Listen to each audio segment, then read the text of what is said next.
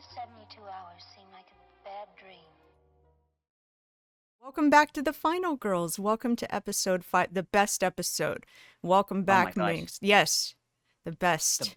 The best one. The very best. We did this one, this one will blow you away so goddamn hard. You're gonna come back here and just be disappointed from now on.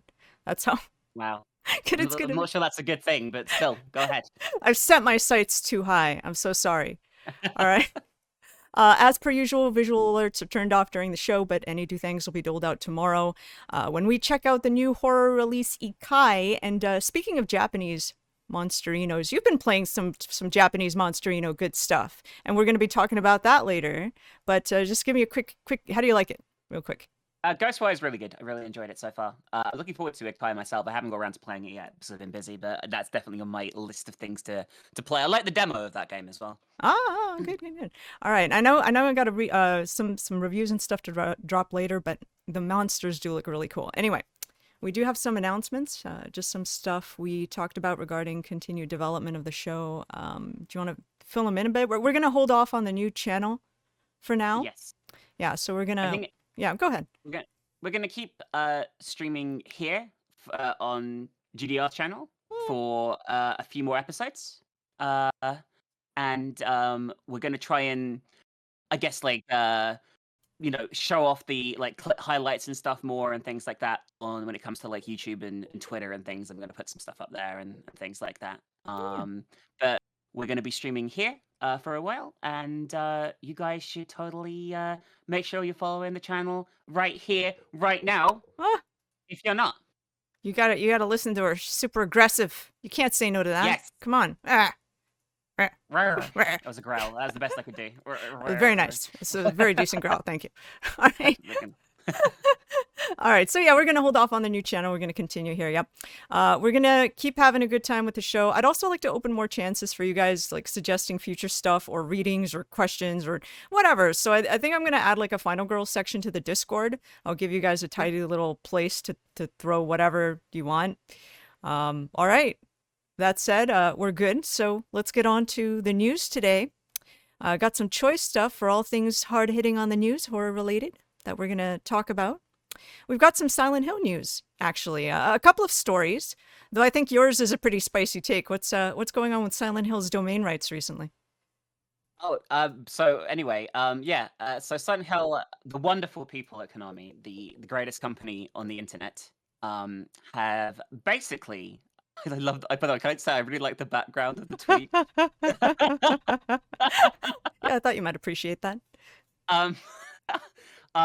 Basically, they have let the they managed to sorry, let's start this again. I'm getting a bit ahead of myself here. Okay, it's so exciting. I will read. If there was any doubt left in your mind as to whether or not Konami had actually managed to reacquire the Silent Hill web domain, this should probably put a nail in the coffin. After months of the website hosting a rather simple meme, it now has changed to hosting a single image of the now rather infamous tweet by Silent Hill creator designer and ex-Team Silent developer Masahiro Ito. The tweet in question was part of a series of tweets in which he bemoaned having created the creature Pyramid Head in the first place, although he neglected to state the reason and specified it had nothing to do with unpaid royalties. Back in 2019, the Silent Hill website, silenthill.com, went up for sale, the web domain holder, for a cool $9,835 USD. It was snapped up quickly but left dormant for a year until the announcement of 2021's Resident Evil Village. After this point, it became host to a single image of the 2006 Silent Hill filmed Pyramid Head against the height chart, mocking the 9-foot statue of villager's popular Alcina Dimitrescu.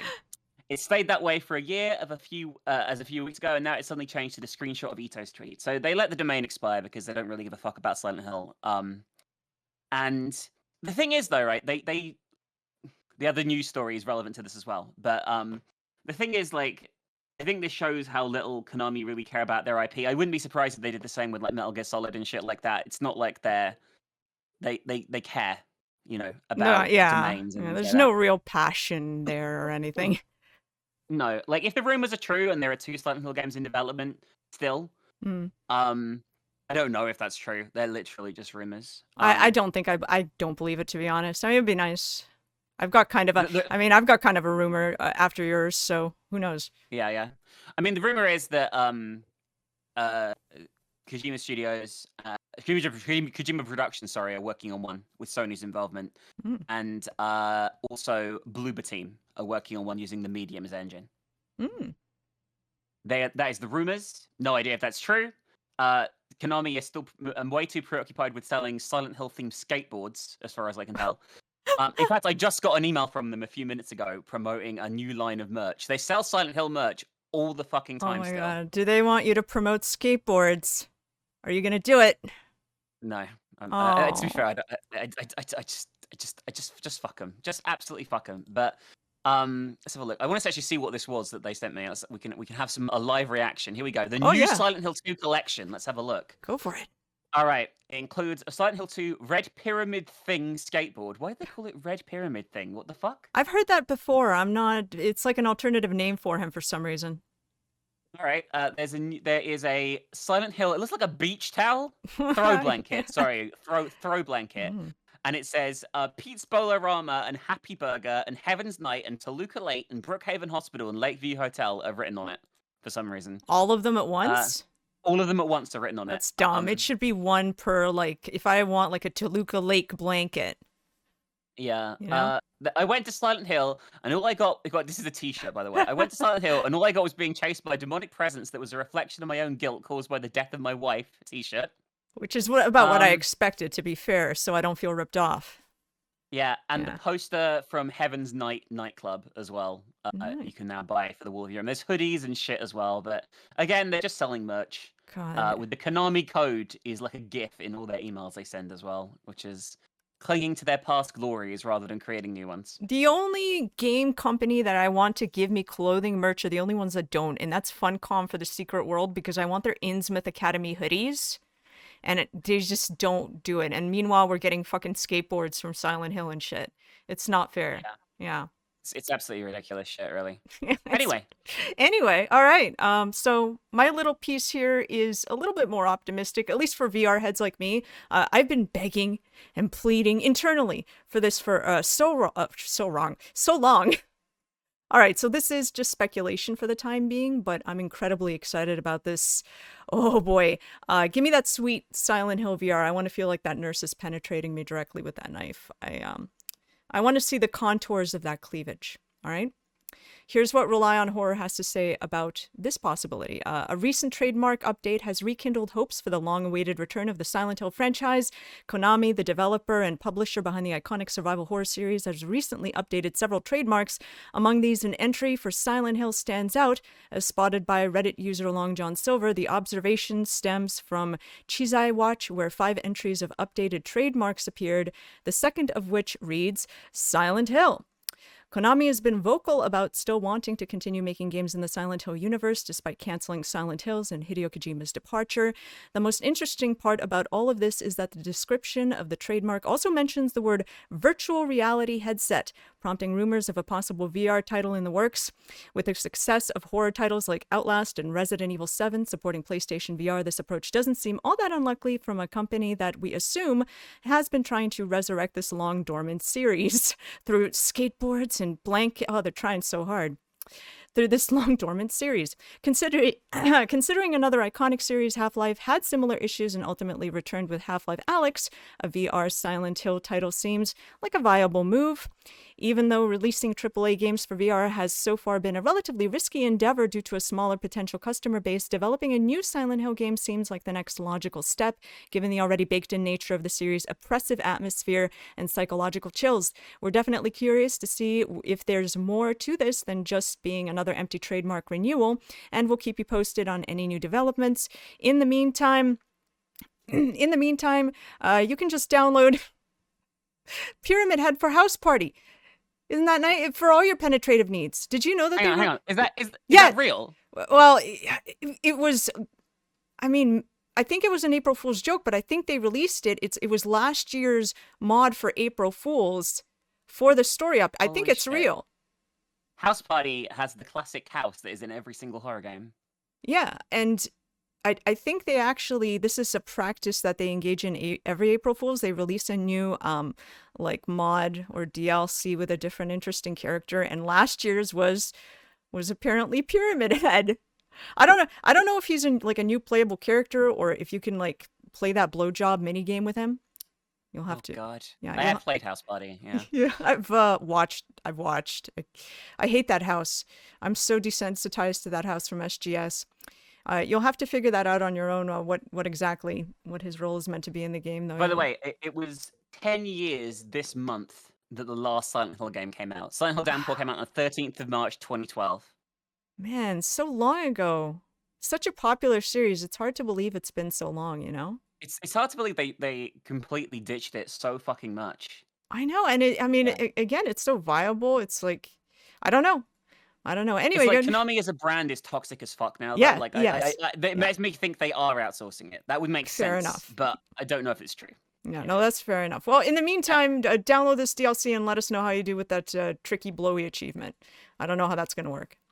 All right. But we have a little bit more news for you tonight.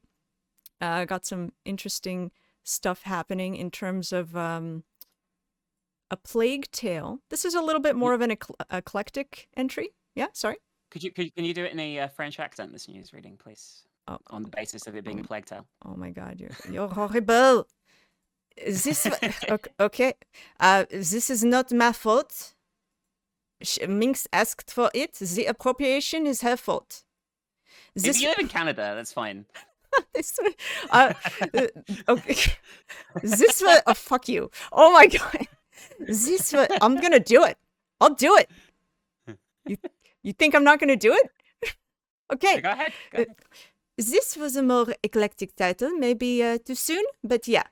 Seems we've not seen enough of the plague. Gonna throw some plague rats out there as we check out this upcoming series. This is actually painful to speak of. Yeah, I can't. okay. It hurts. Okay. Adesobo's. I appreciate the effort. I tried. Adesobo's A Plague Tale: Innocence to the list of upcoming video game to TV series adaptations.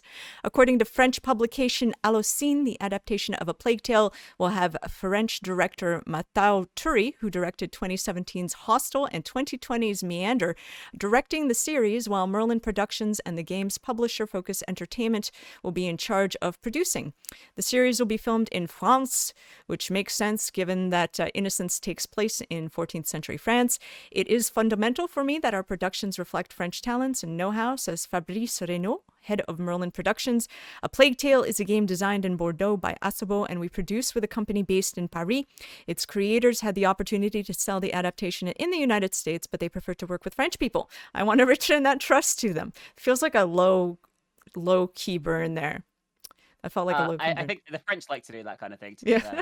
Snub. Yeah, no, it's good. But I'm kind of looking forward to this. I was low key a fan of this game. It was a very strange. Yeah, you liked it? It was I got a bit frustrated, I think, at times, but I did like it overall. And it was strange because it wasn't as promoted for the production value it had. It kind of came and went without too much hubbub. So there's a new game out this year, right? The sequel is been announced. Yes, yeah, there is supposed to be coming. Yeah, I haven't really looked too much into it. Is there like a demo out or anything yet? Do you know? Nah, they're slightly older, but that's it. Ah, okay. It's the same characters. I was just aged up a little bit. All right, well that sounds good. Okay. So let's get on. Actually, did I? Oh, there you go. Just exactly what I read anyway. That's fine. Let's get on into the tropes. Tropes are defined as the use of figurative language via a word, phrase, or image for artistic effect, such as using a figure of speech or something more colorful to define a common element. And today's trope is one of my personal favorites, and I must scream. Not just the latter half of a fucked up short story, but a pretty good trope too. Are you a big... I might have a bit of an ear infection. No. Oh yeah, a little bit. Maybe that's representative of his feelings. I don't know, because of the ear infection. It reminds me of, like, you know those paintings portraying hell, heaven, and earth. Yeah, I can see that. They've got like a lot of body horror, and there's like a lot of there's a dude bent over and his ass is like carved out, and there's little people inside it. Yeah, you know, I know exactly what you mean. Nobody knows what I played Dante's Inferno recently. Yes, actually, and it has that sort of imagery in it. That's sort of what it reminds me of. But this is actually, speaking of, the wallpaper is actually the original cover book art for Harlan Ellison's "I Have No Mouth and I Must Scream."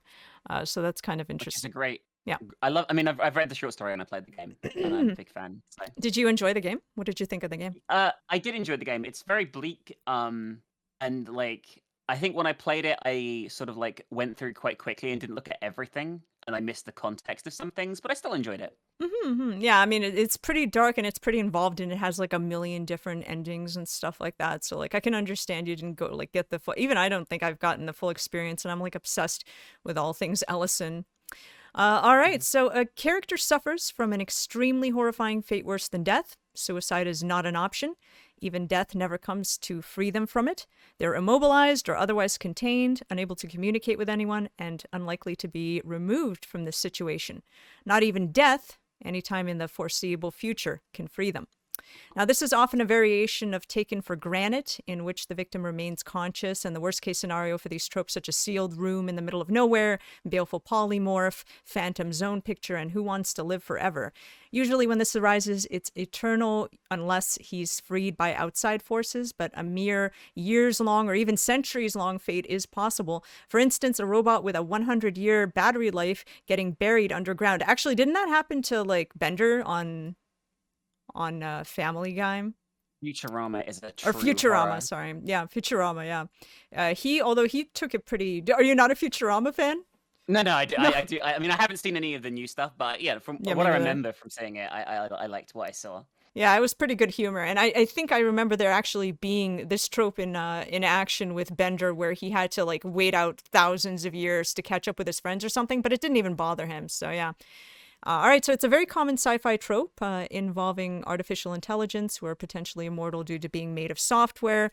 Unfortunately, if a victim is rescued, he may as well have been driven insane from the experience. So even if you're saved, you're so far gone from how awful it was, you're fucked anyway. And yeah, if we are talking And I'm a Scream, we can't really forget about the source material. Harlan Ellison's I Have No Mouth and I'm a Scream. One of, I think, the most disturbing, miserable portraits of eternal torturous existence I've ever read. And yeah, I guess you'd agree. Yes, I would. It's very uncomfortable, especially if you like really read into what happens to each character and what they're suffering through. And He looks happy. He looks fine with that. Poor Ted. Yeah, we do, spoiler warning, by the way, we do discuss spoilers, not too much today, but we do get into it every once in a while. And yeah, Ted, I think, is the quintessential character representative of this awful, awful trope because of the existence he's forced to live through with his friends while he has them by Am, the supercomputer, and B, what he experiences after all his friends are gone. Big recommend, really anything by Harlan Ellison. Have you is that kind of one of the... I'm not. Let me just Google what the rest of his works are, and I can tell you what else I am familiar with, if anything. He, I believe, wrote the screenplay or inspired the screenplay for Terminator. One of his stories, I think. He wrote I, Robot as well. Yeah. Oh, well, that was Asimov. iRobot was Asimov. Oh, was it? Yeah, I'm a huge sorry. sci-fi. It's okay. I'm a huge sci-fi nerd. But yeah, that was Isaac Asimov. Ellison did Terminator, and he might have inspired a few Star Trek episodes as well, if you're a Trekkie. Yeah. So he's got... yeah. It says here. Yeah, I'm looking at his Wikipedia article right now. Yeah, he's had quite an outreach in terms of like affecting popular culture, which is pretty cool. There was A Boy and His Dog is a popular kind of cult classic sci-fi horror film based on his work. That's really great. So yeah, all right. Let me just have a drink here. My throat's a little dry. Oh, I know The City on the Edge of Forever as well. So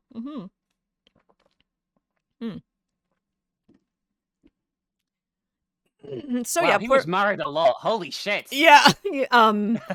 He was, oh God. He describes himself as very like cantankerous and hard to live with and high maintenance and stuff. I think his fifth wife was the one he finally made it where, I don't know. He was with her for 20 years. The others for like 3, like not very long. Fucking run. Well, yeah. I guess they must have been compatible in the end there. Fifth time's the charm, apparently. Yes, that's impressive. Yeah. All right. But you know what? In terms of And I'm a Scream, I'm gonna throw an honorable mention out there with our boy Griffith, too. Oh. Our boy Yeah. Griffith. What a guy. I read through all of Berserk for the first time earlier this year. I can't believe you did that. I That is know. so awful of you. I can't believe that you support such a I disturbing manga. know. I'm so sorry. I don't know why I find it so entertaining. It's so fucking entertaining. I just don't. Whatever. Griffith is like one of the greatest villains in. No, he's a good, anything. nice boy. You can trust him. He loves you. He's very reliable, right? Jesus. He's not in it for himself whatsoever. Jesus. Yeah, so I read through it the first time, and yeah, he is a massive bitch. Yeah. Griffith does get his fair share of I'm a scream, though, to be fair. I mean, that's what you get for banging the king's hot daughter when, her dad wants to bang her first. So Yeah. that's the universe of Berserk. Berserk is in general. We should do like a stream about Berserk, because Berserk as a whole is so fucked. I would it's I am unbelievable. absolutely down to talking about Berserk. A Berserk special. We can laugh at all the fucking crybabies on Twitter. Yes. Yeah. Oh, let's do it. Oh, we'll talk about that. We'll talk about that. Yeah. We're going to offend so many people. It'll be great. All right. So yeah. Just to keep it to the manga too. Let me show you one of my other favorite examples of this trope. Keep it to the manga. Ladies, if you've not read Frank and Fran, well, you might be tempted. Check out that busty art. It's going to be the most difficult wank you've ever tried, though. I promise you that if you read this manga. Have you read Frank and Fran? I've never heard of it before. Oh but it my sounds god. interesting. You need okay. You need to Will I check it regret Googling this? No. Well, Okay. actually, considering what you're into, probably not. I think this might be up your alley. It's pretty fucked up. All right. Yeah. So yeah, if you've not read Frank and Fran, it's really fucked up. It's a play on Frankenstein in that our main character, front and center there, our little lovely blonde there, is the assistant to a mad scientist and gets up to her own sciencing. Problem being that she has this like extremely solid ethical center in that she cannot allow any of her patients to die. She believes in preserving life by whatever measure is fit to do so. And as a result, you get... Sometimes, I mean, yeah, sometimes that means grafting your severed head to sexy creatures like this. What do you think, Minx? Does that speak to you? What do you? Yeah, definitely. It's beautiful, isn't it? Yeah. So yeah, I'm looking through some images now. Oh, you Interesting. look at the it's there's definitely a lot of body horror is like a big part of it. And you know what? Like you know what? Don't ask me. I don't know if this saves your life. I'm not a scientist. Maybe it does. You got to trust Fran. Okay, you just gotta. What's the matter, chat? You're getting a little excited. What's wrong? So that sometimes that means grafting your severed head to horrible centipede monsters and Yes, yeah. weird sleeping bag. That's like a bit like one. There's like a cockroach story. One of the first ones is about her saving a chick by basically turning her into a cockroach, and the mental breakdown this poor woman has as a result. It's great. It's wonderful. Yeah, so the manga is obviously a lot of body horror happening. There you go. Lots and lots of body horror. Sometimes exercised on Fran herself. Not that she's complaining, as you can see.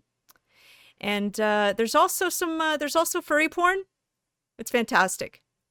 If you're a furry, if you'd like Fran, I'm not, but no, you know, just hit her up. some in chat might be. Yeah, you just hit her up and be like, meld me into my fursuit or I'm gonna suicide, and she'll be like, fur scales, bitch. And there you go. It's beautiful. It's amazing.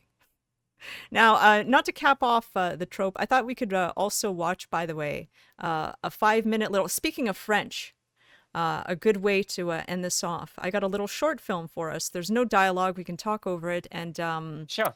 It's all over YouTube for reviews and reactions. So I think we're safe for it. Okay. So let me pop us over and we'll check this out. Let me get this going. You should be able to hear the music in just a moment. A little 5-minute little short. One of those little childhood variations on And I'm a Scream. Maybe even Fate Worse Than Death, depending on your perspective. Written and directed by Rodrigo Blas and available to on YouTube. This is what's really going on in Toy Story. This shit right here. Okay. Yeah. I have not seen this at all, so this is a completely blind reaction on my part. All right, great. Sorry, partially sighted reaction.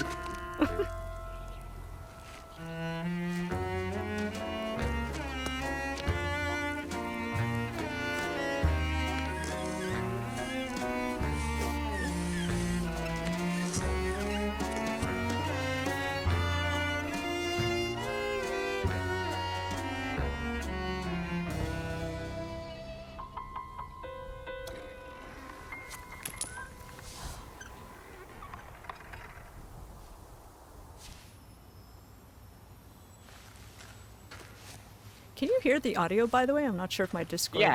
Oh, Can. finally working. It's very adorable so far.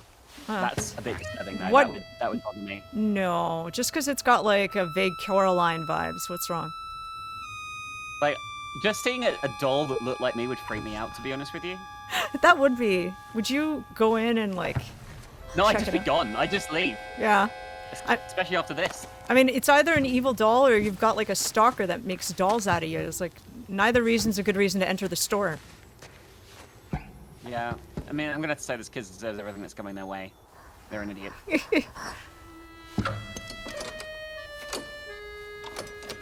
Fucking other mother opened up a shop. He's willing to break in to see this fucking doll. He's really, really wants a little doll of himself. This is where, like, before Build-A-Bear and shit, before you could customize your dolls, so it's, like, super rare. Oh! I got a Build-A-Bear for Valentine's Day this year. It's very cute. Yeah. I'm guessing this won't be cute. See if you spy some of the little Easter egg that things aren't right, you know, aside from everything.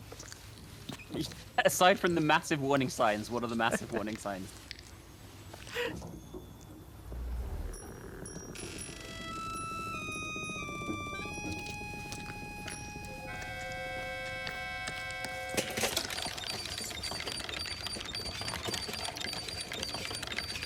Is that Slappy from Goosebumps? Kind of looks like him, doesn't it?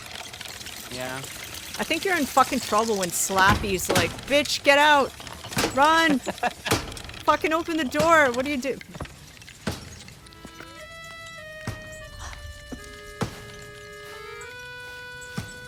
I think I can guess what's going to happen here. I'm not going to, but I think I know. Yeah. And I know you know, and check out all the other dolls and what that like what that means in terms of the time periods and shit and how long this might be going on. Yeah. Oh god. Oh god.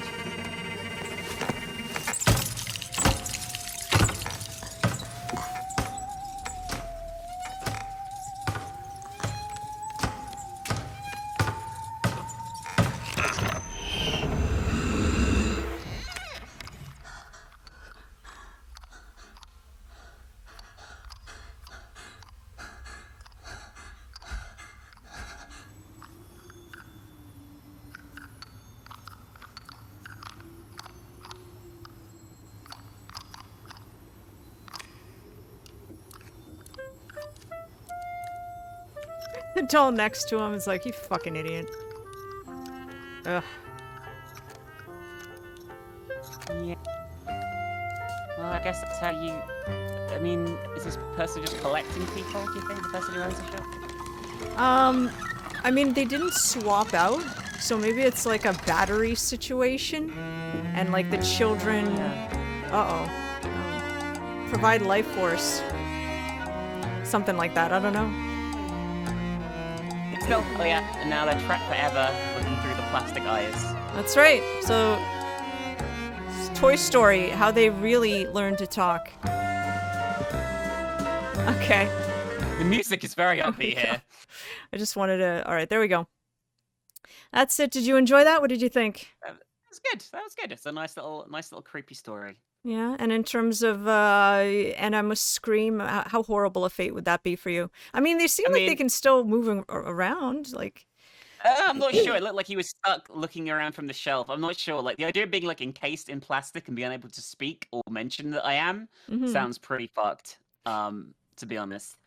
It seems like the luckiest one was the dude on the bike. At least he gets to bicycle around on his bike. All the others are just standing there. Yeah, that's true. So yeah, I think they're like maybe okay, here's my theory. The shop is a living eldritch beast of some kind, and it Oh, needs to feed on children's souls and their physical bodies, like Monster House or something. And then that's how it yeah, gets them in there. Yeah, there we go. I That's can see my that. yeah, that's my personal theory. All right. Or again, Toy Story secretly the truth. All right, so that was that was And I Must Scream. I hope you enjoyed Hmm. it.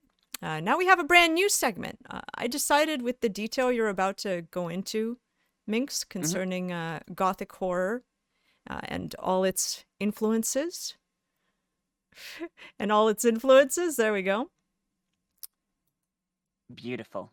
Lovely. Oh, Why don't you get I us? will read. I will read this blurb first of all. Okay. Okay. Gothic fiction is characterized by an environment of fear, the threat of supernatural events, and intrusion of the past upon the present. Gothic fiction is distinguished from other forms of scary or supernatural stories, such as fairy tales, by the specific theme of the present being haunted by the past. The setting typically includes physical reminders of the past, especially through ruined buildings which stand as proof of a previously thriving world which is decaying in the present.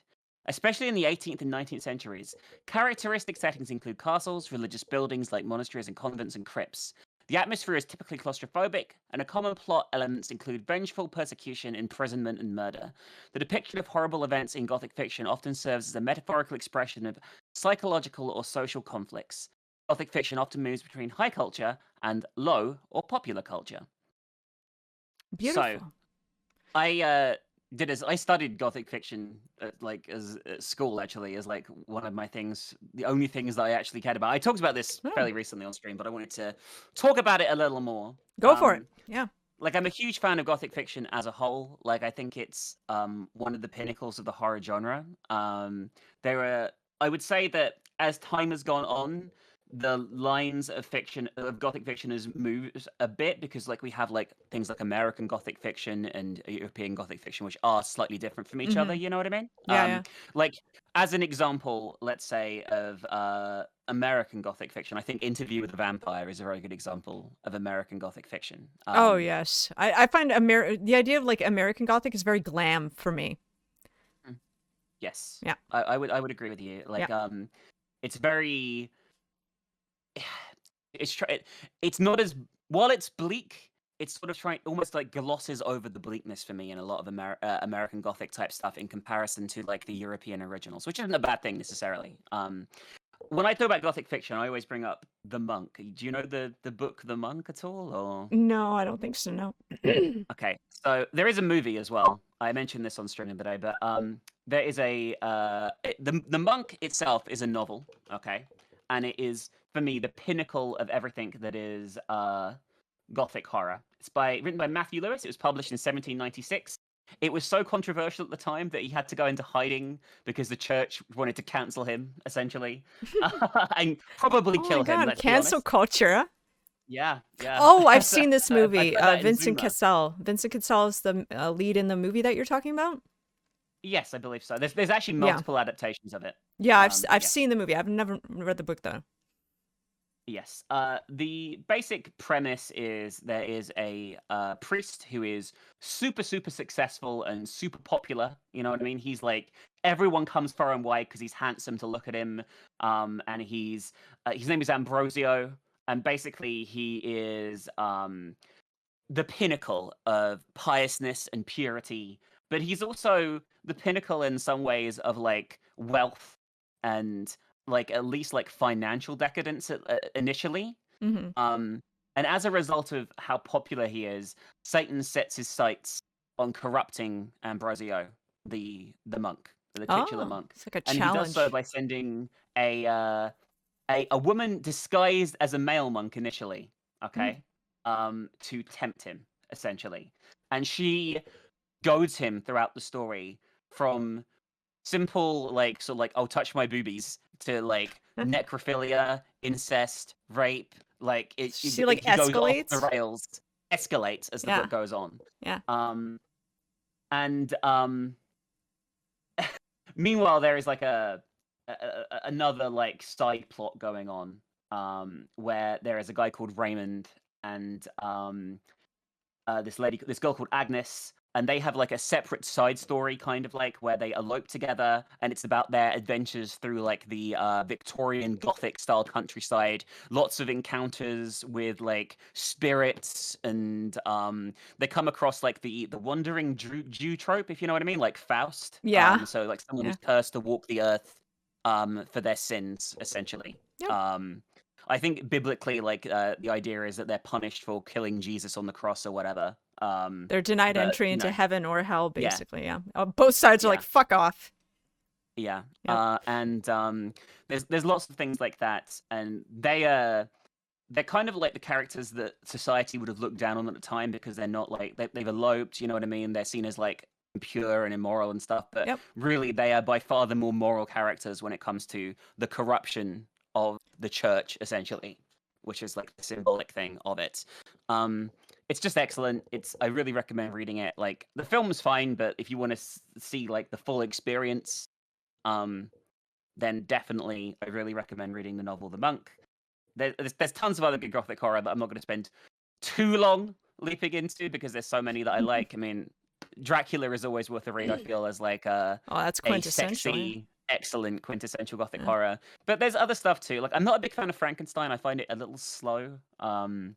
And I feel it's very obsessed with referencing other novels, like referencing Paradise Lost. It's obsessed with referencing Paradise Lost, Frankenstein, and I'm just not really into it. But I think things like The Mysteries of Udolpho, which is another older gothic fiction book, even things like I mentioned before on my stream, that Jane Eyre is an excellent example of British gothic horror. Here's one for you. You ever read Picnic at Hanging Rock?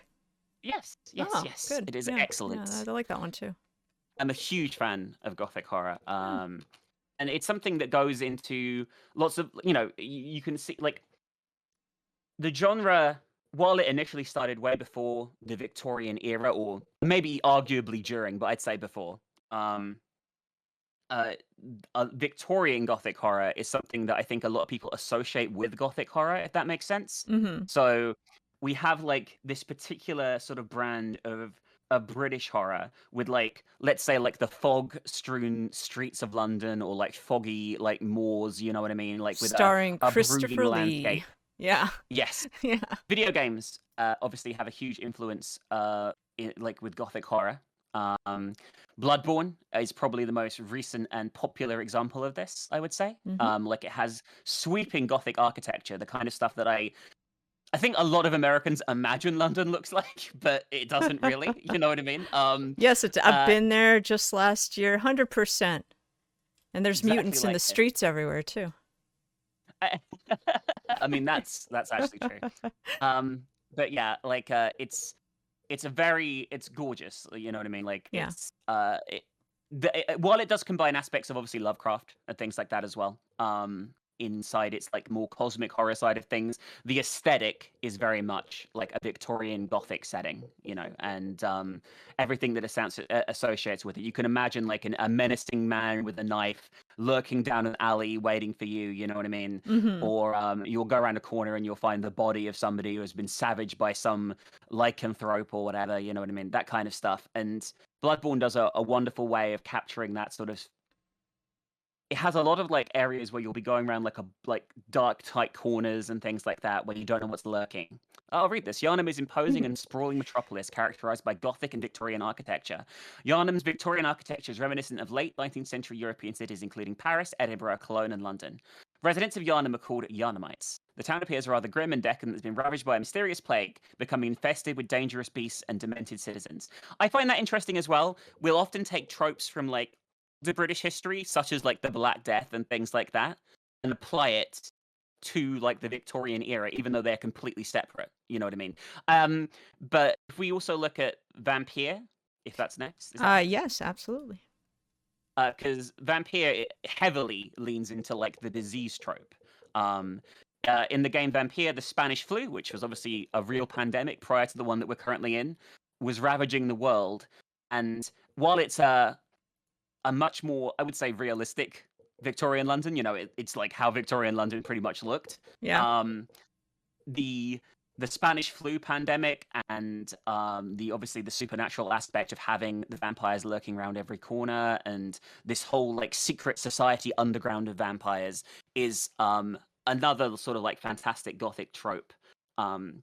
Like vampires themselves, obviously because of Dracula, are associated heavily with gothic horror, and the secret societies of vampires have become very much a thing in all aspects of gothic fiction, both British and American. And you can clearly see it here. You can see it in Anne Rice's works as well. You know what I mean? You can see Masquerade it too. in Are you Masquerade. Yep. you gonna play the Vampire the sequel? Masquerade Bloodlines. Yeah, Yeah, yeah. I am if it ever comes out. Fuck yeah. Vampire the Masquerade Bloodlines, just very quickly, is another.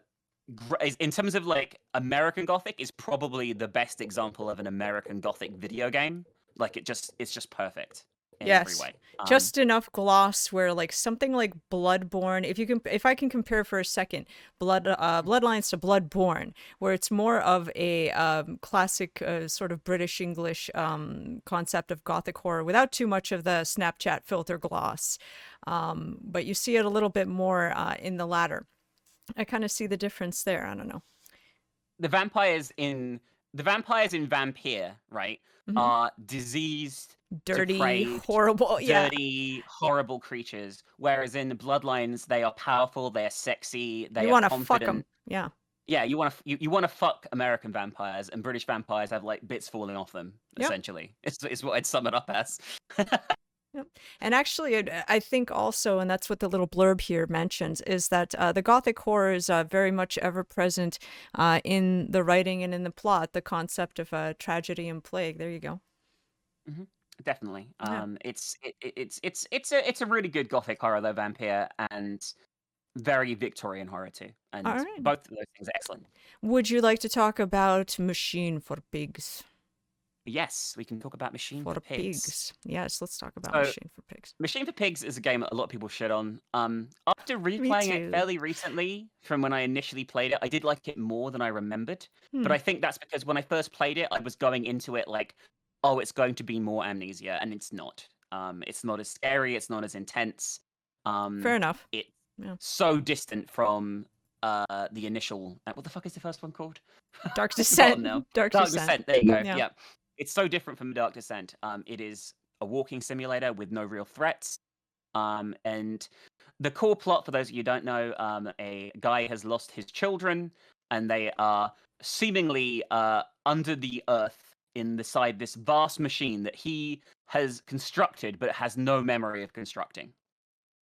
And he listens to like gramophone recordings left by himself as he attempts to follow his children into the depths of this horrific Industrial Revolution style machine that is buried under the earth, and things rapidly escalate from there into pretty morbid like body horror eventually with the pigs. There's like pig human type things. I was kind of sad that they weren't a little more aggressive in the game and more of a, because like the look of them was pretty scary. The first time you kind of sneaking around one, and then you're like, oh, they don't actually pose much of a threat at all, you know? Yeah, they don't. The game doesn't really have any threats. But the main thing I want to talk about here is the imagery. Again, it's like quintessential Victorian horror, but it also creeps in a little bit of like steampunk type stuff as well.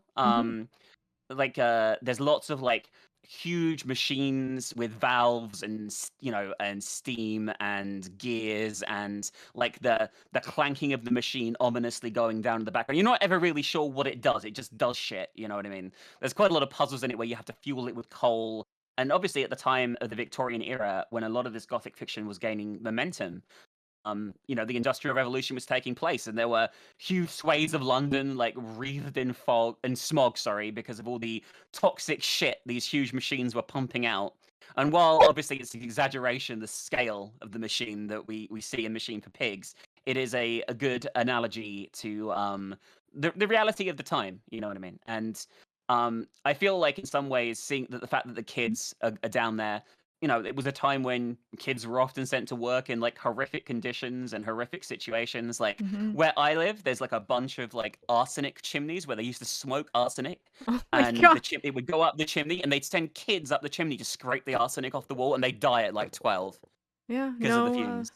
No real Yeah. value to life, I guess. I know we're Yeah. going to talk about From Hell in a little bit, but one of my visits to England, I actually got to take the Jack the Ripper tour. You ever take that in London?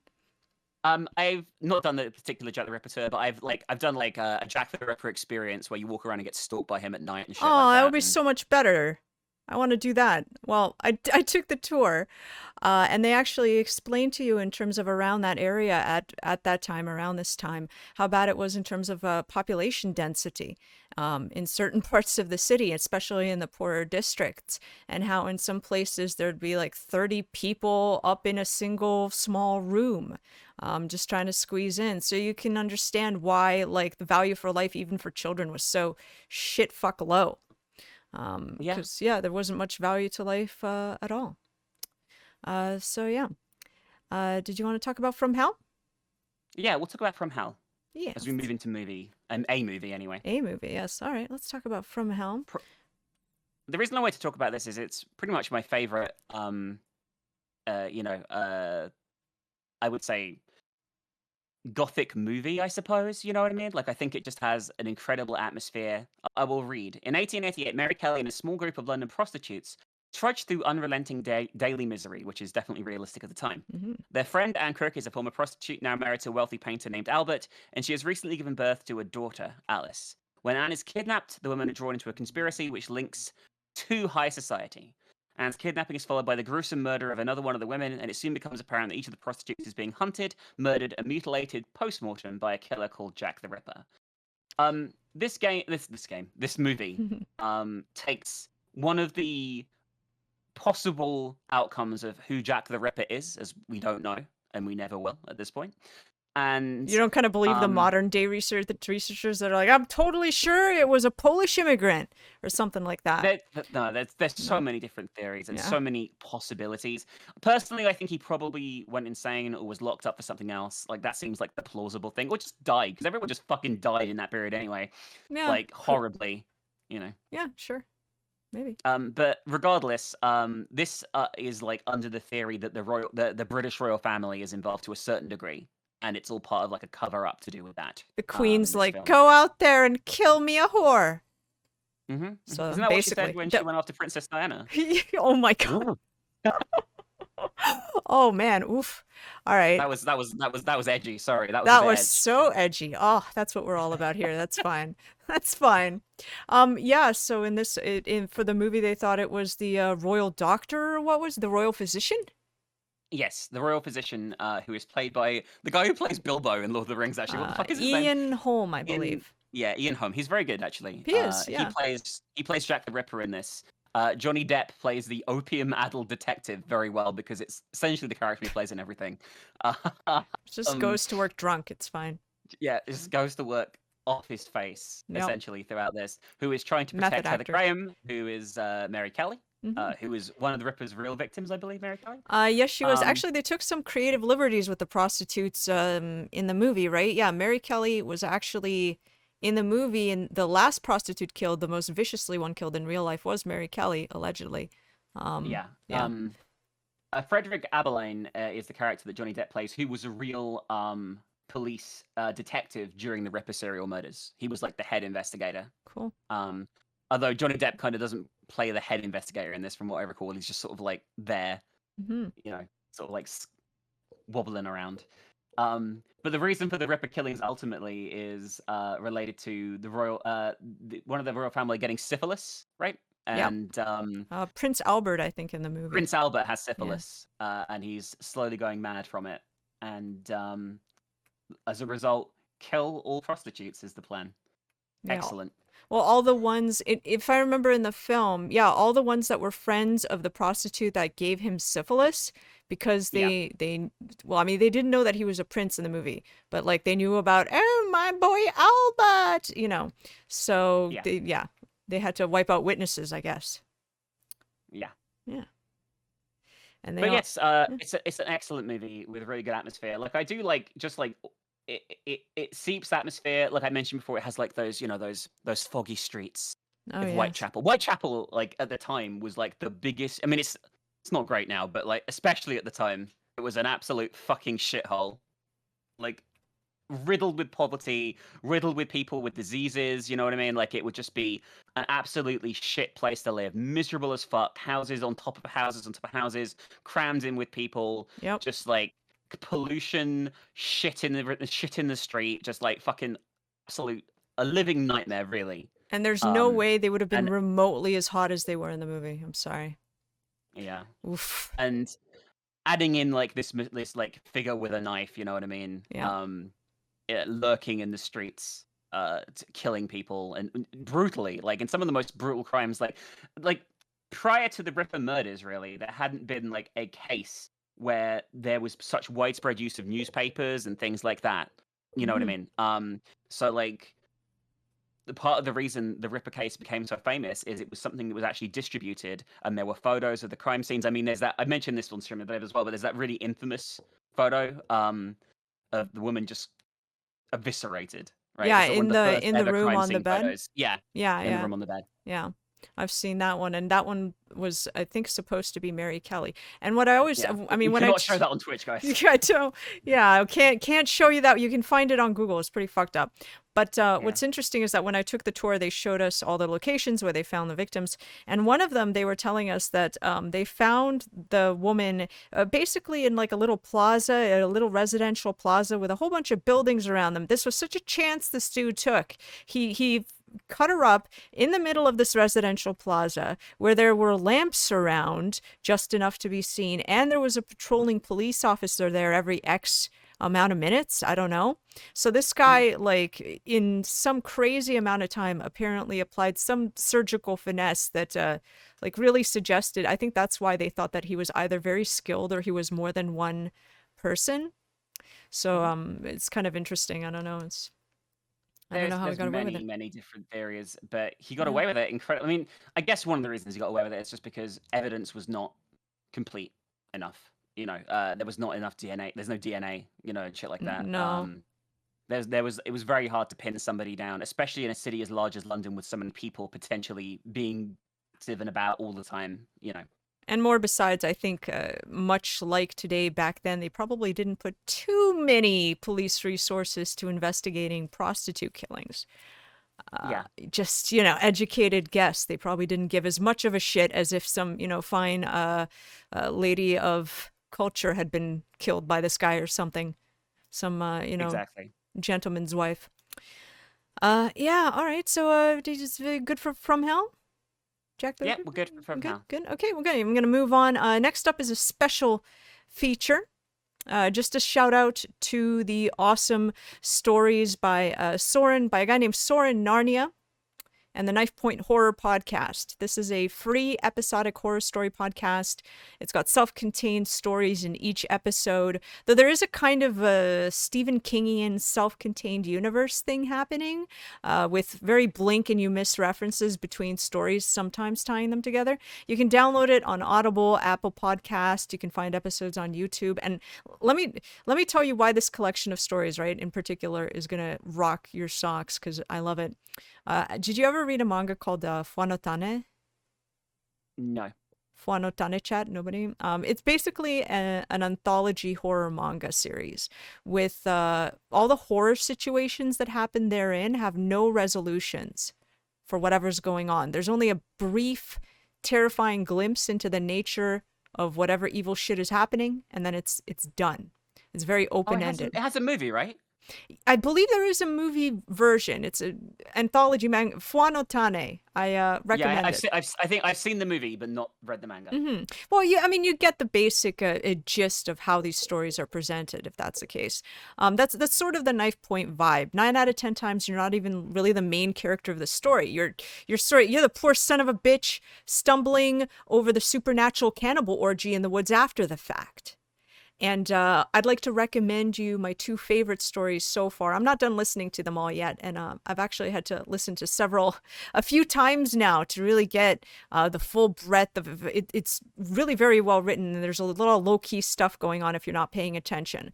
Some real blink and you miss fridge horror in many of them. The first is Town, that I'd like to recommend, and it's about an unwitting videographer drawn to his hometown by an offer from a strange researcher. And the town is on the cliff's edge of the worst case of mass possession, fuck you're ever gonna see.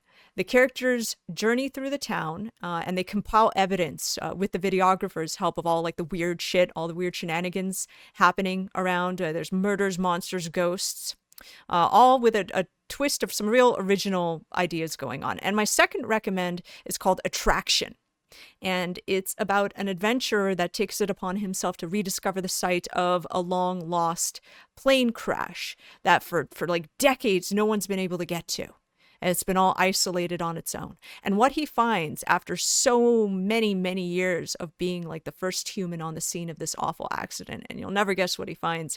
It's a really great story. There are tons of stories, actually. The writer even dabbles in the occasional horror comedy, which are great. Shout out to the story about the girl working a late night donut shop shift and the bullshit she has to suffer. Very, very funny if you read that series. So there it is.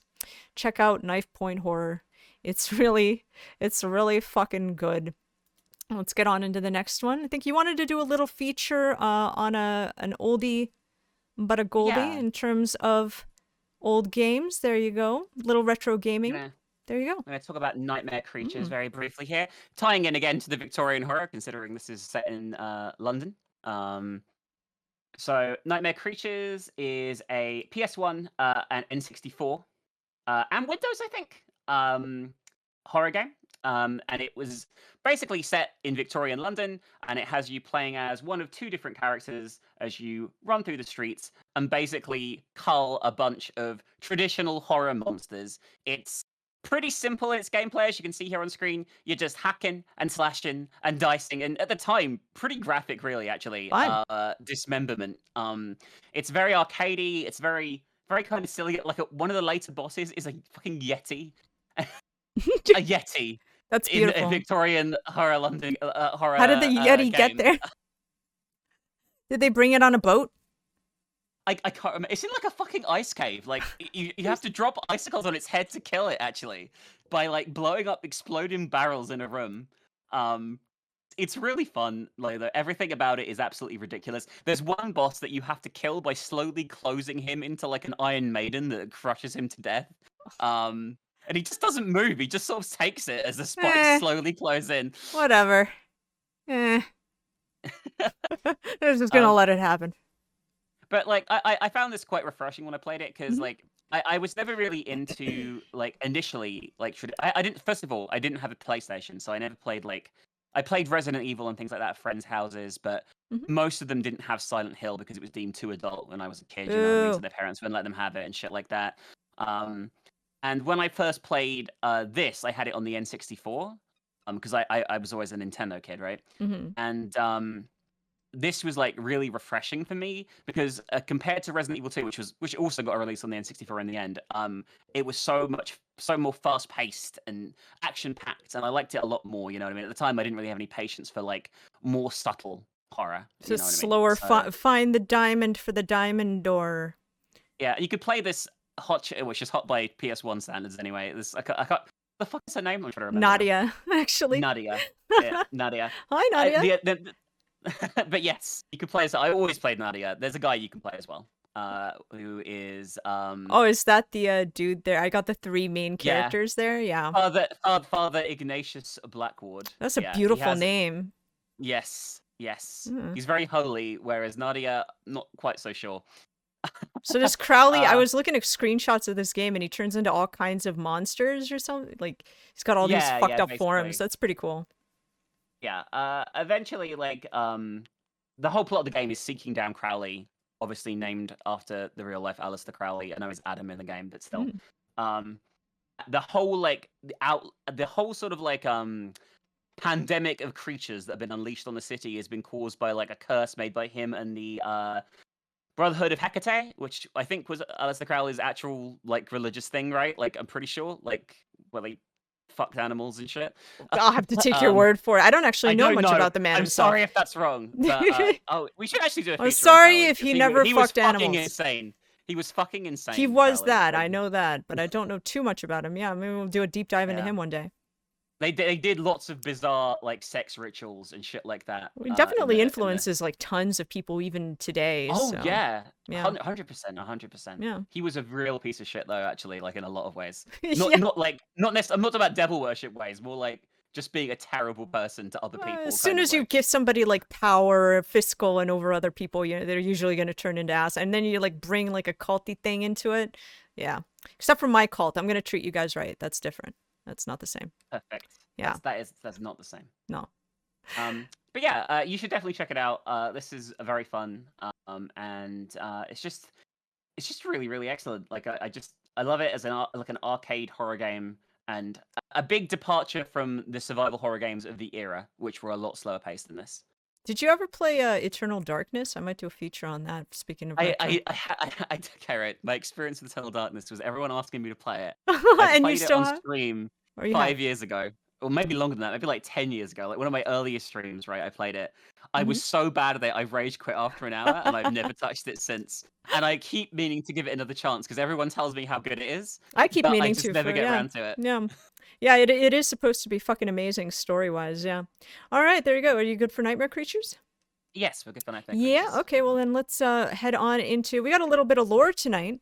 Got some lore for you tonight. On the toes of the Lust from Beyond lore of last time, I'm going to give you some... We covered this a little bit. This is nothing but wholesome shit lined up, I promise. Lore from... podcast.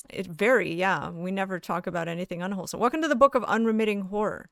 This is a roleplay companion gumshoe book for all your planning needs. Basically, if you need a monster or artifact or place or idea, this guidebook is great. If, like me, you just buy this shit to read about, all this freaky crap, well, that's different. I buy like some game manuals and stuff, like for D&D and other. I just never play. I just like reading the weird lore. And this is one of them that I'd highly recommend if you're into that. So yeah, I actually covered a lot of these in detail in a previous stream, but I love this book and I'm happy to share stuff out of it at any opportunity. So let me show you the first entry here is First Boy, Best Boy. I'm not even going to tell you about it. I'm just going to let the picture speak for itself. And you can tell me, Minx, what you think this guy is all about. Just, we got to put on our thinking hats. You tell me what you think this guy gets up to in his free time. I think he probably plays Minecraft. You think he plays Minecraft? Do you think he streams? Yeah. Yeah, I think he's got a live stream. I think he's a VTuber though. He's got like, I don't think it's a Minecraft stream he's streaming though. I'm just saying. I think he's streaming something else. Okay, so this is the Snuff Golem, and yes, he does speak for himself very much so. He is a amalgamation. He is a collection of parts born from the suffering induced when producing a snuff film. Yeah, okay. And he's so the more depraved and disgusting, the higher the budget, the more of a chance that all that negative energy. You know how in Ju-on the chick gets killed in the house and all her negative energy results in a grudge and she manifests as a ghost there. It's a vengeance thing. It's kind of like that, but like the setting is a snuff production. And instead of this thing coming back to say, like, avenge the murdered actors and actresses forced to take part or just take out, all it really does is want to cause suffering. It's just, it's a collection of all the negative feelings. And so justice and revenge and stuff don't really work. This guy just really wants to make horrible movies. So he will, the second he manifests at the snuff site where they're filming, he'll kill everybody. Anybody that's there, he'll just fuck them up. And he'll save the people most involved in the production of the film that are on site for last. So he can really extend his time with them and actually record his own snuff film. It's literally what he's doing. Like he actually is recording, and he'll play stuff. He'll try to get the best shots. He'll even create tiny little homunculus, like little helpers to carry extra. A bit like the flesh shapers in Bloodlines when they have that snuff film thing. Right? Yeah, so a little bit, yeah, and he'll create little helpers, and they'll carry equipment for him or give him extra camera footage or whatever. And then at the end of it, when he's done shooting his film, he will literally mail that shit into the production house, and he'll just keep making more snuff films while they keep accepting it. It's just for no reason. Like nobody questions where these films are coming from or anything, but I guess they're just so fucked up and there's such a market for them that the Snuff Golem can just go on making them indefinitely unless he's stopped once he's come into being. So there's the first beautiful boy. What do you think of the Snuff Golem? Is he a handsome boy? Oh yeah, especially the multiple nipples. Multiple nipples, multiple breasts. Tiny little face. Well, again, he's a mix of not just like the fleshy bits of the people there, but like camera equipment, some of the weapons involved. He's got the little bladed arms, so that was used on somebody, unfortunately. That kind of thing. Stud is the word I used. Yeah. There you go. All right, next up we have a little magical artifact. Because a narcotic from this universe is not one you should be partaking in, check out black metallic liquid. And yeah, I know that's a picture of ferrofluid. Close enough. I didn't have a picture of the actual drug, but this, in my headcanon, that's what it's ferrofluid, basically. And a taste could give you heightened senses and some other cool shit. Not too bad. But if you take a full gulp of this stuff, it will allow you to see into what they call in this universe the outer black. And the outer black in this universe serves as home to all of this horrifying shit, like Stephen King's Macroverse, where Pennywise is from, or the Warp in 40K, you know, like the Domain of Slanesh, if you're not into getting fucked to death. Yeah. Considering the Snuff Golem is a native to the outer black, it's not the rock and roll trip users might think it is. And they are never. Everybody's like, yeah, I've done all the drugs. I'm gonna try some black metallic liquid, and they take a big gulp of it, and they are not at all ready. The good news being that the drug only acts as a glimpse into the outer black. You're not physically transported there. You do get mentally traumatized, like a lot though, because of what you see. So not very worth it. I mean, just take shrooms and go to a haunted house or something. Is my suggestion. Would you try black metallic liquid, Minx? You're a daredevil. Not sure. It sounds like a little bit risky, a teeny bit. I mean, like you don't die, but like you might come back with PTSD, like really bad PTSD. Might be worth it. Might be worth it. Maybe like a little bit. Like if you just snort a little, it doesn't fully transport you. So maybe if you like imbibe a tiny bit at a time, then you'll be all right. All right. Keep that in mind when I try it. Yeah, good. You got to record that shit and put it on YouTube, but like all the popular kids were doing with Savia a few years ago. Oh God. You remember? Did you see any of that? That was hilarious. I did, unfortunately. Yeah, I did try. I have tried it when it was legal around here. I did actually try it. It was not something I would care to try again. I've never not known I was human on a drug, let's say. Yeah. All right. So lastly, we have, I think, what I'd consider to be the worst case scenario for every happy-go-lucky Brendan Fraser mummy movie where like the heroes come out on top and everybody's happy and the hero gets the girl and all that stupid jazz. This is the Dimensional Larva. This is the worst case scenario of a situation like that. What this is imagine the cute little librarian chick in that movie, right? Evie was her name, right? And they went to the pyramid. Instead of like meeting hunky mummy man, she glimpsed the visage of a true eldritch abomination cutting into our reality, which is what happens to people. They catch a glimpse of true eldritch horror, and instead of going mad or dying from the sight that they've seen, the Dimensional Larva is very interesting. It explains the effect of viewing an eldritch god on a human being as altering you on a fundamental, molecular, complete level. You cannot retain the shape of a human being anymore. It's so otherworldly and fucked up. Like you can't even stay human.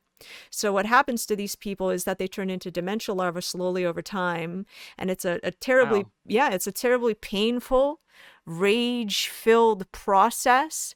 And the worst part of it is once the transformation, which can take up to like sometimes several weeks, sometimes several months, is over, and you fully become this charming creature on the screen, you are at that point enthralled to the original abomination you saw, and it calls to you. You begin to hear it in your head across time and space in whatever universe it lurks in, and it keeps calling to you, and then against your will, you simply traverse time and space. You leave your own human universe, and you never come back, and you go and join that thing as its thrall, and that is body horror, fate worse than death, and I must scream, just everything. So, worst case scenario for seeing an eldritch god. There you go. I think I'd rather just go crazy or die or something. I don't want to turn into a larva and go floating through sound space. Like a plus, generally. No, it doesn't. Yeah. All right. So that's some Loathsome Lore, Book of Unremitting Horror. I hope you check it out. It's pretty great. Let's get on to, you have a little review for us. You wanted to talk a little bit about Ghostwire Tokyo? Yes. I won't talk too long because I haven't actually finished the game yet, but I'm right near the end. I put about 15 hours in, I think, roughly. The yokai looks so cool. Oh my god, I want to play so bad. It's really interesting. So the basic premise of Ghostwire Tokyo is the realms of the living and the dead are merged together in modern day Shibuya. Mm-hmm. It's cut off from the rest of the world. Everyone in it dies, which is like 240,000 people, and their souls are stuck in this like limbo. You, however, survive because a spirit of a dead ghost hunter infuses with your body at the last minute, and you survive the incident, as it were. And you also gain supernatural powers from fusing with this person who is sharing your body. And the two of you work together to try and free the souls and save Shibuya from this nightmare as various yokai come forth into the human world. It's and basically really take good. over the whole place. Yeah. There's the guy behind it all is a guy wearing a what the fuck is that called? It's not an oni. He wears a certain mask anyway, a horned mask. Let's just say I can't remember what the fuck it's called. You mean those demon ones? Yeah. Yokai. It's got a particular name. It's got a particular type of yokai name, but I can't remember what it is. Oh, okay. And it's got quite a few. I mean, I see a lot of. There's a Kuchisake Onna with the. Yeah. So there's like generic enemies, like the faceless people you come across are like the generic enemies wearing different clothes, right? They look a bit like Slender Man. But in terms of like enemies that you come across, there's like helpful yokai. You have like the Nekomatas. They run the shops and they're very cute. These little cats that run the shops and they help you out and things like that. You have talking. You are able to talk to dogs and the dogs will help you as well. The Oni in the game are good, like because traditionally Oni actually are good. And it's like more like a trope of like video games that they are bad. So like you help out some Oni. There's the Tengu are good as well. They let you fly up onto them and you can get onto rooftops and shit by like grappling onto them. Oh well, there you go. Chat wanted to know if there were Tengu in it. Yeah. But otherwise, there obviously is a lot of hostile yokai as well. The Kuchisake Onna is one of the most dangerous ones. There's the Yuki Onna is also incredibly dangerous. They're like mini bosses or bosses. Yeah. Pretty much, they get recycled a few times so far, but they've all been pretty dangerous when you come across them. You get lots of different things. You get Teru Bozus, you know what I mean, like the little ghost like sheet things. That is correct, chat. We are Oni fans. Yeah. Hachis Shakusama as well is in it. The tall lady, like you just saw her there, literally a second ago. I don't know what the girls with the little umbrellas are, the girls with the yellow umbrellas, but they act like sirens. So, like, you get close to them, if they see you, they scream and alert, like, much the bigger ones. The techies are in it, and they're very dangerous as well.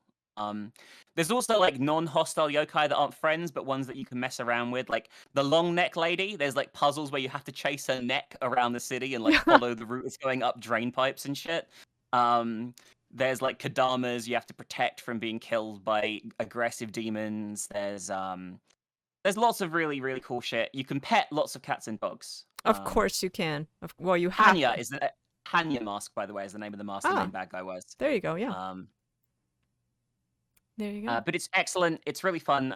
The combat is like basically like a first-person shooter. Essentially, you have like pardon me, wind magic, which is like your like pistol Then you have a fireball, which is like a big blast radius, like like a big explosion, like a rocket launcher. And then you have the water magic, which is like a shotgun really that hits multiple people at close range. Mm-hmm. And you blast them. You can go up behind them and do stealth attacks, like he's about to do here, like this as well, if you want to. Nice. And yeah, there's loads of side quests based around different yokai and Japanese legends.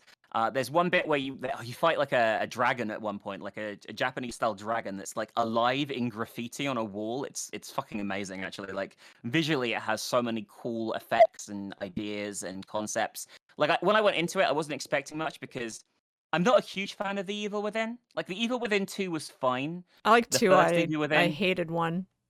I hate 1. It's one of Yeah. the worst games I've played. I Me hate too. it. So I wasn't sure what to expect. This was meant to be the Evil Within 3 originally, by the way. Really? But they I they didn't changed it. know. Oh, really? I didn't know that. Oh, shit. It went too far from the original path. for That is them to make it completely Evil far Within 3. removed. Yeah, I wouldn't even recognize it anywhere near the same franchise. Yeah. So yeah. Oh yeah, and don't forget the cukes. You can you can get kappas by luring them out with bait. You put cucumbers on platforms, and then you have to wait. You have to avoid the kappa until it goes for the food, and then capture its soul while it's eating the food, basically. That's adorable. So what kind of system is it in terms of like the combat? Like I'm assuming there's a skill system. Is there story there's new quests? skills. Yeah, there's like a mainline story quest where you're looking to just follow the story, which is quite short overall, I would say. As you cleanse areas of the map, by cleansing Shinto gates that are corrupted. Oh, okay.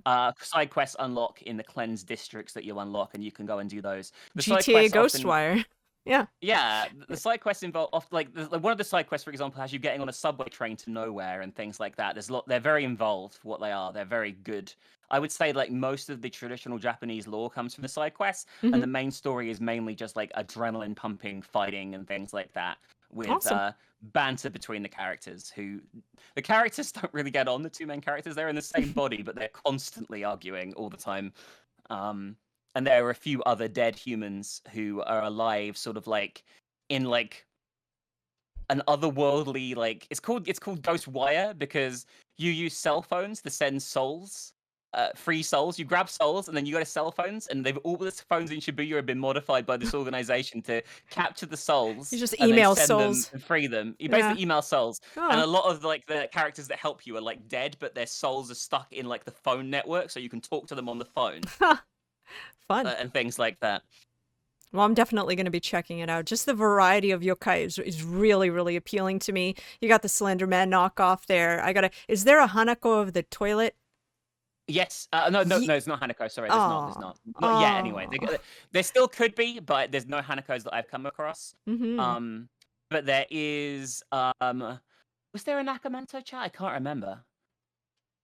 There was a toilet-related quest, but I think it turns out like they gear it up like it's going to be something horrible, and it's just actually quite silly. It's quite cute. All right. Well, shit. I'm gonna be like a ghost that needs a shit, basically. I'm gonna be looking that up. So far, is just the demo out, right?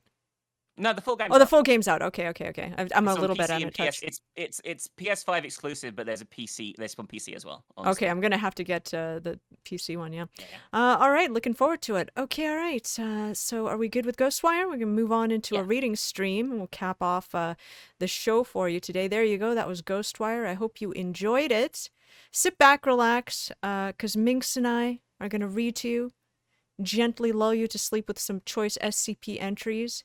This episode, we have SCP-2740, aka It Wasn't There. Minx, would you like to do the usual, and I'll do the part of the interviewee, unfortunate people? Sure. Yeah. Sure. All right. So this is item number 2740. Its containment class is Euclid. Special containment procedures. Due to the nature of SCP-2740, any means of direct containment are currently unfeasible. Access to redacted IN is forbidden, and is to be enforced by Foundation security personnel. Cover story Delta 4B gas leak is to be disseminated in redacted Indiana. I just realized that's what it is. IN is Indiana. I forget too. Standard cognito-hazardous object amnestic treatment is available to all personnel assigned to SCP-2740. Description. The nature, appearance, and potential existence of SCP-2740 is uncertain. SCP-2740 is believed to possibly exist in the northwest corner of the attic in the home of the Lee family at Redacted, Indiana, a location roughly 6 miles or 6 meters, no, sorry, 6 meters from the ladder leading to it. Individuals attempting to approach the ladder leading to the attic will find themselves unable to do so. While individuals can approach the ladder and in certain cases even begin to climb it, upon further inspection, it will always be discovered that these individuals did not actually do so. The reason for this is currently unknown. Additionally, it's uncertain if this effect exists at all. Research into this phenomenon is ongoing. The only information gathered regarding SCP-2740 has been done so through interviews with affected individuals. SCP-2740 appears to instill a sense of intense dread in any individual cognizant of it, although the reason for this is unknown. The effect begins upon entering the house at Redacted, or by becoming cognizant of the SCP-2740 through discussion with other individuals affected by its anomalous nature. And this is an interview with Franklin Lee. The following interview was conducted after discovery of SCP-2740 with Franklin Lee, the owner of the home at Redacted, and patriarch of the Lee family. The interviewer is Dr. K. Dorset. Begin log. When did you begin to notice something was wrong? Maybe, I don't know. It was years ago. It was always like this, though. In the beginning, it was just something, you could ignore it. I remember there'd be times I would walk down the hall upstairs and just glance at it and get this feeling. Can you describe the feeling? Like, there was something up there.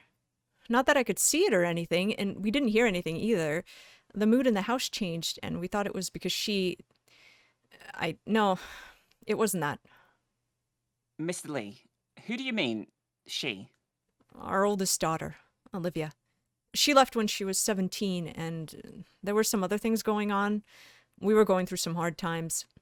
Olivia left to go live with my wife's sister. We haven't talked to her in years. I don't know. Maybe we did start noticing it then. What did you originally notice? The quiet. Everything was real quiet. It didn't sound like a house with 3 other kids, but I don't know. It just built up over time, right? And after a while, I decided I needed to know. I needed to find out what was up there, what she'd left. Mr. Lee? I tried. I can't tell you how many times I've tried.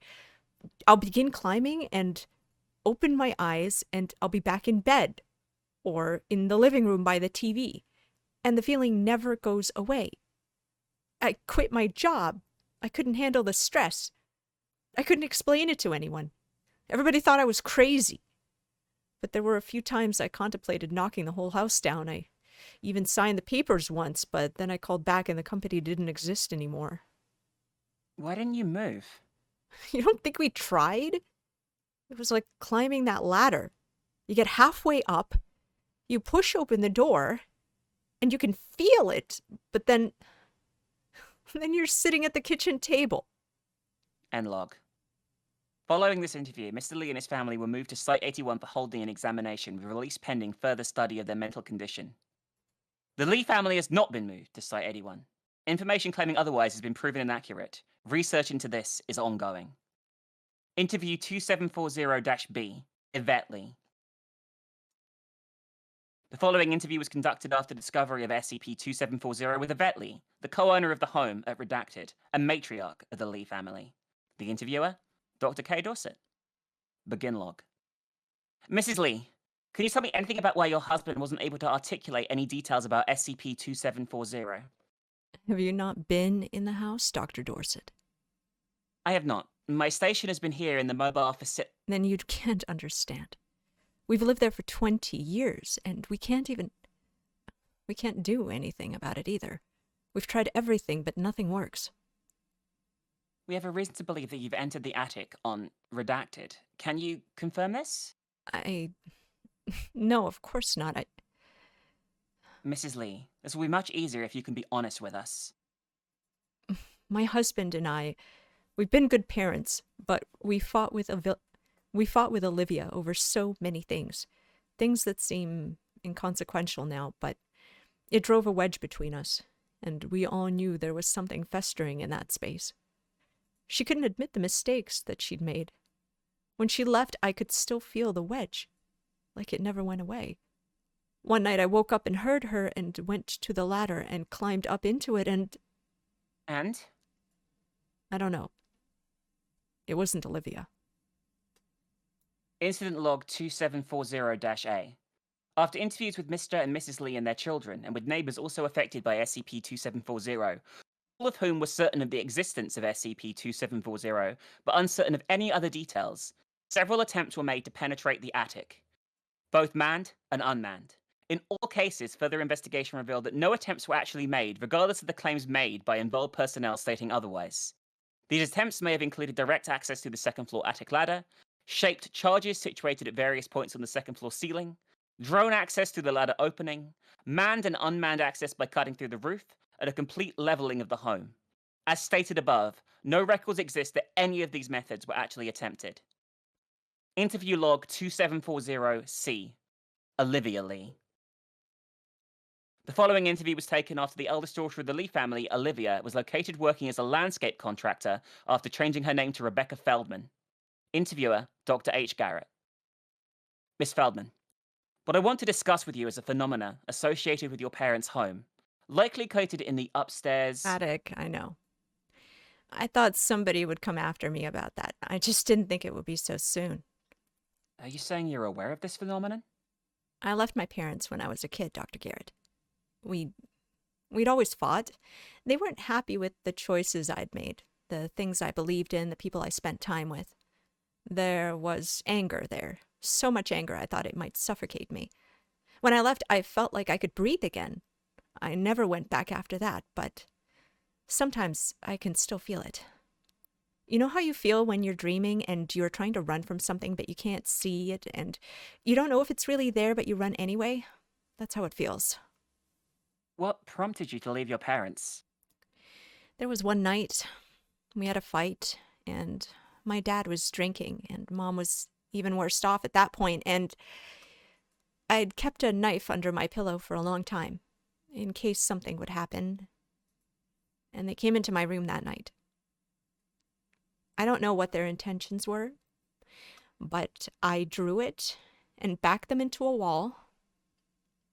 The whole thing felt like I was being choked, and that was the first time I heard it. Something moving above me. I dropped the knife and ran, and I didn't look back. Do you know anything about what's in the attic, Miss Feldman? There are always secrets, Doctor. There's only so much that hate can build up in a place before it starts hating you back. I don't know what's in the attic, or if there's anything up there at all. And I don't think I want to. End log. At the conclusion of this interview, Miss Feldman was detained by Foundation personnel pending further investigation of her claims. Update. Currently, it's believed that Olivia Lee does not exist, nor has ever existed. The information in interview log 2740-C is undergoing further examination. And that's it. And that's it. So what's the canon here? Were they abusing her, I'm assuming, physically and sexually, and each other as well, and that's what sort of... Maybe it's like a Snuff Golem, but an attic? And very, very strange, this one. Yeah, it's a little bit... I feel like I'd have to read it a few times to really... But my sort of takeaway is that they were abusive parents. They abused her in some extreme way to the point where she ran. And whatever was left of the hate in that house manifested into this anomaly in the attic. Yeah. That's all I can say. And whether or not they genuinely believe what they've done to their daughter, I don't know. I don't know. There you go. That's a good little one. That's a good, interesting little one. Yeah, I like some of the ones that are a little more, you got to like think about the fridge horror of it. I like those quite a bit. Okay, that's the episode for today. There you go. Hope you enjoyed it. Yeah, hope you enjoyed. What are you going to be up to? What's happening for you this week on your streams?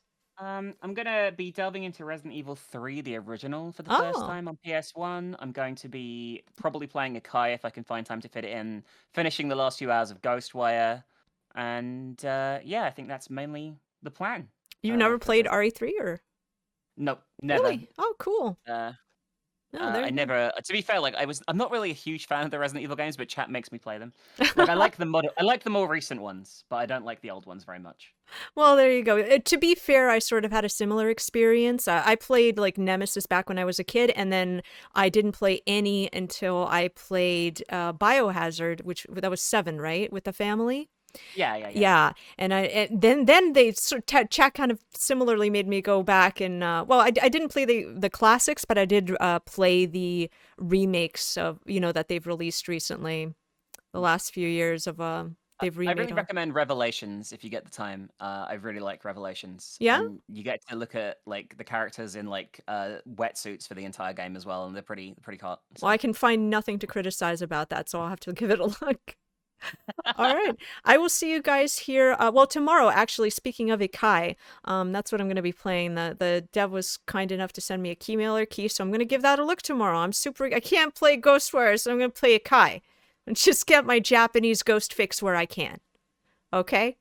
And, all right, I will see you guys tomorrow. Thanks so much for joining us. We'll see you on the next Final Girls. Stay tuned for that. Bye! See you later, guys. Bye.